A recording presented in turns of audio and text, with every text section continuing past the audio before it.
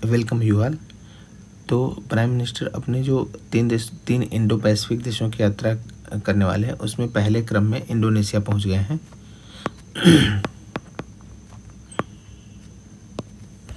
Indonesia, और यहाँ पे इनका स्वागत खुद एयरपोर्ट पे आके जो वहाँ के प्रेसिडेंट थे, वहाँ के प्रीमियर प्रबोवो सुबियांतो ने किया।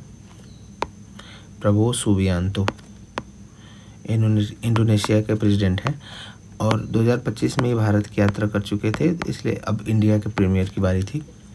इसके अलावा जो प्राइम मिनिस्टर की यात्रा शेड्यूल्ड है, इसमें मतलब 3 इंडो पैसिफिक देशों में 2 अन्य देश जैसे न्यूजीलैंड और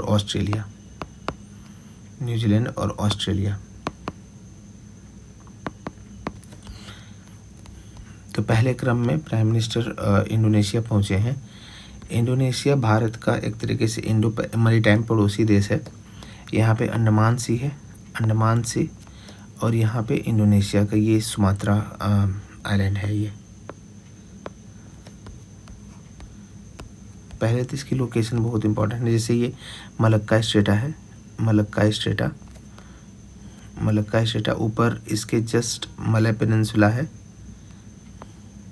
मतलब पूर्व में मलय पेनिनसुला और नीचे की तरफ है सुमात्रा, और मतलब इसके चोक पॉइंट पर है ये। और ये बहुत इम्पोर्टेंट ट्रेड रूट है ये पे मलक्का स्ट्रेटा। ये जावा सी को अंडमान सी से जोड़ता है। मलक्का स्ट्रेटा जावा सी को अंडमान सी से जोड़ता है, और जो लैंड पार्ट को ये अलग करता है, मलय पेनिनसुला को सुमात्रा से अलग करता है। मतलब इंडिया के जो सबसे नज़दीक जो उसका प्रांत है, जिसका आइलैंड है, वो सुमात्रा है।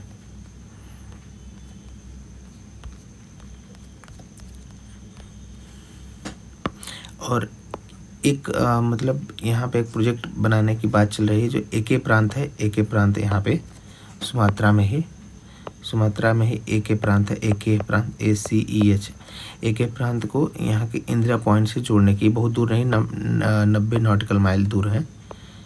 तो यहाँ पे कनेक्टिविटी की बात की जा रही है। यहाँ पे सबांग पोर्ट है, सबांग पोर्ट को कनेक्ट करने की बात की जा रही है इंडिया के इंदिरा पॉइंट से, और सबांग पोर्ट मतलब जो एके प्रांत में है इंडोनेशिया के।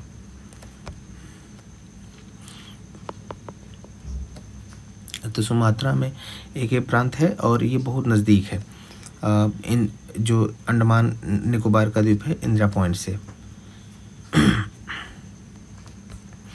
और मलक्का स्ट्रेटा यहाँ से मतलब अंडमान सी और जावा सी को जोड़ता है। और दूसरा कि ये किसको अलग करता है, ये मलय पेनिनसुला को अलग करता है और सुमात्रा को अलग करता है। ये तो लोकेशन थी इसकी। अब जो अभी डिटेलिंग है यहाँ पे, अभी इंडियन एक्सप्रेस में एक लेख आया था, इंडियन एक्सप्रेस में, कि अगर कोई मतलब भारत में अगर मोबिलिटी ट्रांजिशन करनी है,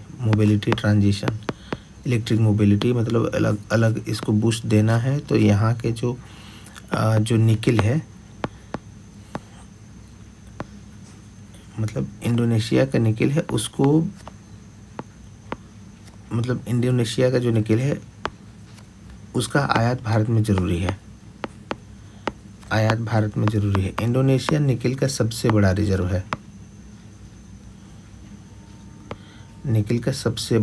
है। इंडोनेशिया। तो ये फैक्ट है। अब इसमें राइटर ये भी कहे थे कि अगर जितनी तेज़ी से हम इलेक्ट्रिक मोबिलिटी ट्रांजिशन होगी, जितनी तेज़ी से यहाँ पे निकल के फैक्ट्रीज़ का विकास होगा इंडिया में, उतनी ही तेज़ी से यहाँ पे इलेक्ट्रिक मोबिलिटी में ट्रांजिशन होगा। मतलब कि हम इलेक्ट्रिक मोबिलिटी या इलेक्ट्रिक व्हीकल के उपयोग की तरफ बढ़ेंगे।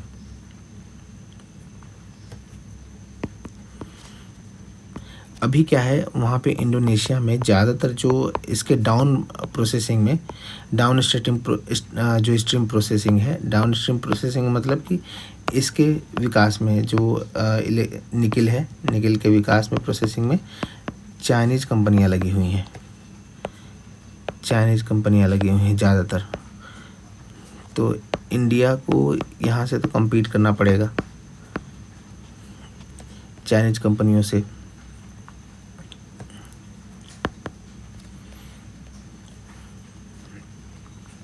थोड़ा देख लेते हैं इंडोनेशिया और इंडिया का हिस्टोरिकल टाइज। जैसे इन देशों के बीच में दोनों बड़ी डेमोक्रेसी हैं। इंडोनेशिया और इंडिया के बीच में जो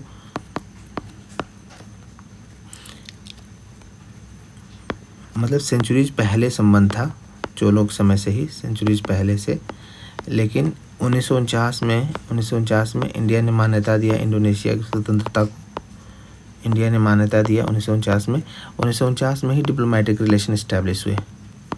1949 में। 1955 में बांडुंग कॉन्फ्रेंस हुई थी इंडोनेशिया में, बांडुंग कॉन्फ्रेंस, और यहीं से नॉन अलाइन मूवमेंट की शुरुआत हुई, नाम की शुरुआत हुई थी बांडुंग कॉन्फ्रेंस से नॉन अलाइन मूवमेंट की शुरुआत हुई थी इंडोनेशिया के। ये इंडियन ओशन रिम एसोसिएशन का भी मेंबर है इंडोनेशिया। 1997 में बना था, 1997 में बना था इंडियन ओशन रिम एसोसिएशन। जो इंडियन ओशन है उसके लिटोरल कंट्रीज़ का ये समूह है, इंटरगवर्नमेंटल ऑर्गेनाइजेशन है ये, अंतर सरकारी संगठन। और इसमें कौन से देश शामिल हैं? जो देश इंडियन ओशन के चारों तरफ हैं। तो इंडोनेशिया भी मेंबर है।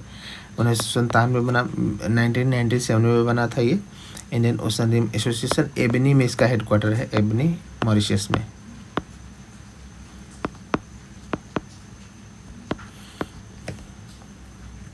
इसके अलावा ब्रिक्स में भी दोनों देश एक दूसरे से सहयोग करते हैं। ब्रिक्स में अभी 11 मेंबर हो गए हैं। इसमें 23 मेंबर हैं प्लस 12 डायरेक्ट पार्टनर हैं। ब्रिक्स में 11 मेंबर हो गए हैं, इसमें एक इंडोनेशिया भी है।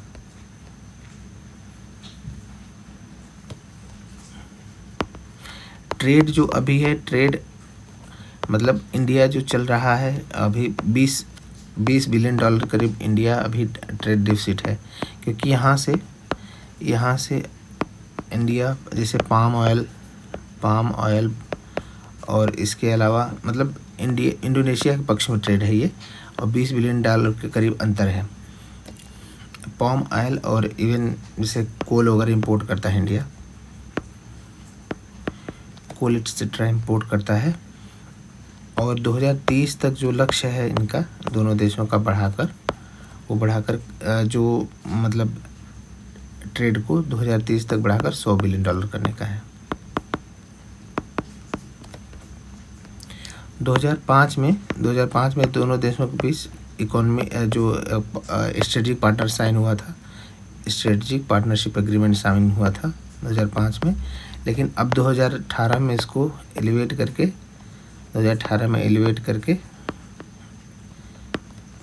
अब कॉम्प्रिहेंसिव स्ट्रेटेजिक पार्टनरशिप बना दिया गया है। कॉम्प्रिहेंसिव स्ट्रेटेजिक पार्टनरशिप 2005 में दोनों देशों ने स्ट्रेटेजिक पार्टनरशिप साइन किया था, और 2018 में दोनों देशों ने कॉम्प्रिहेंसिव स्ट्रेटेजिक पार्टनरशिप एलिवेट करके कर दिया था। इसके अलावा अगर जैसे इंडिया का जो इंडो पैसिफिक और एक्ट ईस्ट पॉलिसी है, इंडो पैसिफिक और एक्ट ईस्ट पॉलिसी है, इसका केंद्र इंडोनेशिया है। दोनों देश बड़ी डेमोक्रेसी हैं, और दोनों देश बहुत विविधता वाले हैं, डाइवर्सिटी वाले हैं। इसलिए एक स्वाभाविक पार्टनरशिप बन जाती है, स्वाभाविक म्यूचुअल पार्टनरशिप स्वाभाविक रूप से बन जाती है।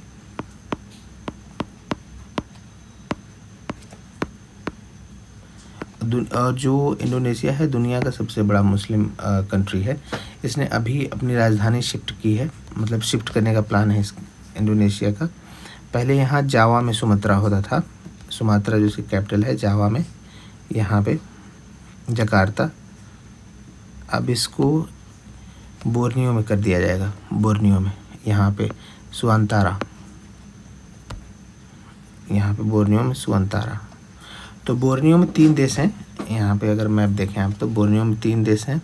बोर्नियो आइलैंड में जो सबसे ज़्यादा जो देश है, सबसे ज़्यादा पार्ट कवर करता है बोर्नियो आइलैंड का, सदर्न में वो पार्ट कवर करता है इंडोनेशिया, इसको कालीमंतन कहते हैं। इंडोनेशिया इसको कालीमंतन कहते हैं। बोर्नियो के सदर्न पार्ट को, जहाँ पे इंडोनेशिया का प्रांत है, उसको कालीमंतन कहते हैं। दूसरा ऊपर जो है उसको बोलते हैं सारावाक बोलते हैं, सारावाक। और ये मलेशिया का भाग है और थोड़ा से भाग में ब्रुनेई है। तो मतलब जो बोर्नियो है, बोर्नियो में सबसे ज़्यादा पार्ट पर इंडोनेशिया का है और इंडोनेशिया के प्रांत को बोलते हैं सारावाक। और जो मलेशिया का भाग है इसको सारावाक और सबा बोलते हैं। और उसके थोड़े से भाग में है ब्रुनेई। तो 3 देश हैं इसमें, इंडोनेशिया में, ब्रुनेई में,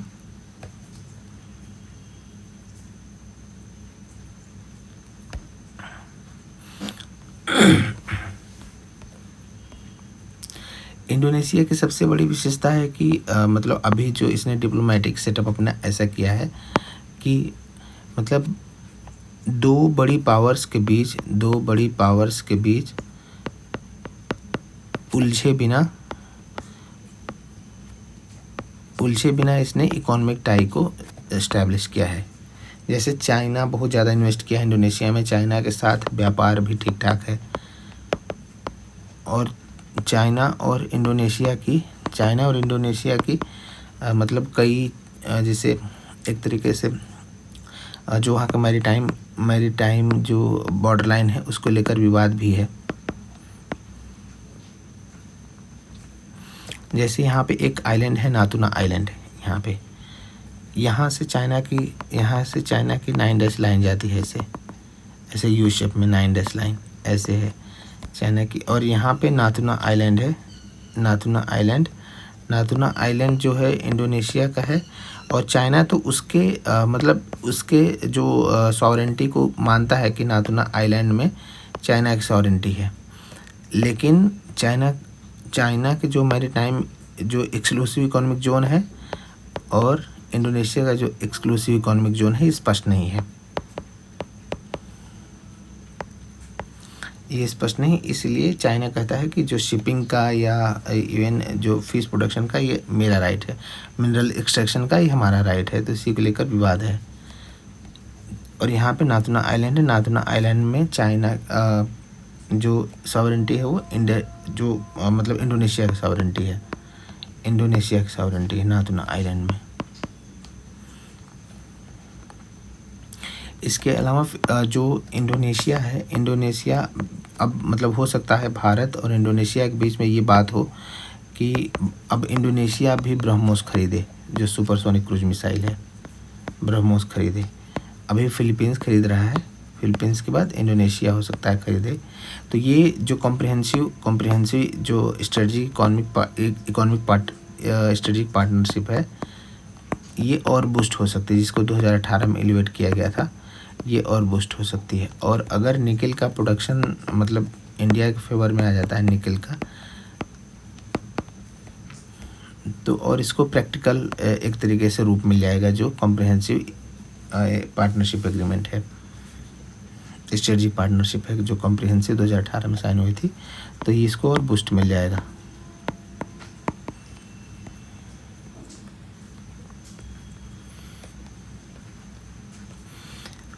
अब जैसे कुछ क्षेत्रों में जैसे जो एक्सरसाइज ये करते हैं इंडिया इंडोनेशिया एक्सरसाइज, जो मिलिट्री एक्सरसाइज, 3 मिलिट्री एक्सरसाइज होती हैं इंडिया और इंडोनेशिया के बीच में। जैसे एक्सरसाइज गरुड़ शक्ति,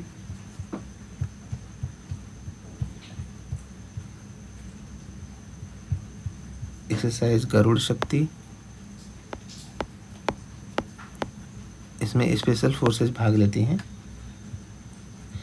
एक्सरसाइज गरुड़ शक्ति, इसके अलावा समुद्र शक्ति, समुद्र शक्ति, एक्सरसाइज गरुड़ शक्ति, समुद्र शक्ति और इंडिया इंडो कॉर्पेट।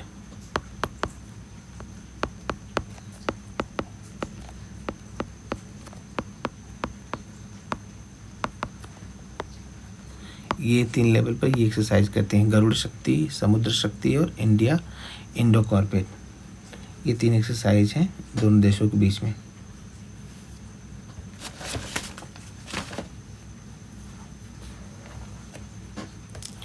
तो ये याद करने वाला विषय है, फैक्ट है। अब क्या क्या चैलेंजेस हैं इंडिया और इंडोनेशिया के बीच में। जैसे अभी लिमिटेड कनेक्टिविटी है, जैसे जिस हिसाब से यहाँ के मतलब इंडियन डायस्पोरा है या भारत के लिए इम्पोर्टेंट देश है ये, तो उस हिसाब से यहाँ पे बहुत ही लिमिटेड कनेक्टिविटी है, डायरेक्ट फ्लाइट्स कम ही हैं। तो एक तो कनेक्टिविटी बढ़ाने की आवश्यकता है,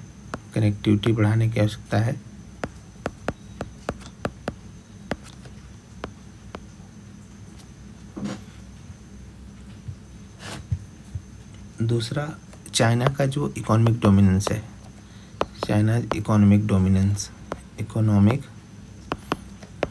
डोमिनेंस। तो ऐसे में इंडिया की जो कंपनीज है या भारत सरकार की जो कंपनियां हैं, हमको उस लेवल पर काम करना, उस लेवल पर कोऑपरेशन बढ़ाना है ताकि जैसे जो निकेल जैसे मिनरल्स हैं उसको भारत के लिए भी उनके दरवाजे खोला जा सके, और जो डाउन स्ट्रीम प्रोडक्शन में इंडिया की कंपनियां भी इन्वॉल्व हों। तो चाइना का एक तरीके से डोमिनेंस है, बहुत ज़्यादा इन्वेस्ट भी करता है। Indonesia border and road initiative का भाग भी है, चाइना के बॉर्डर एंड रोड इनिशिएटिव का भाग है।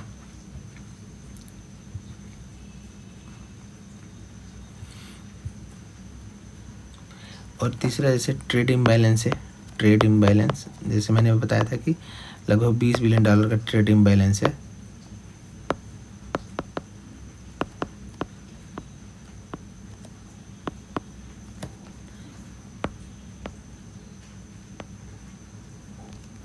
और इसके अलावा अगर देखें तो आसियान का जो रुख रहता है, वो आसियान का रुख मतलब काफ़ी इंडिया के मामले में न्यूट्रल ही रहता है।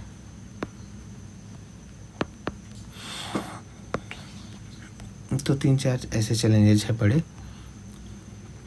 तो ये था इंडिया इंडोनेशिया के बारे में रिलेशन। इसमें कोई और अपडेट होगा तो हम उसको भी अपडेट करेंगे।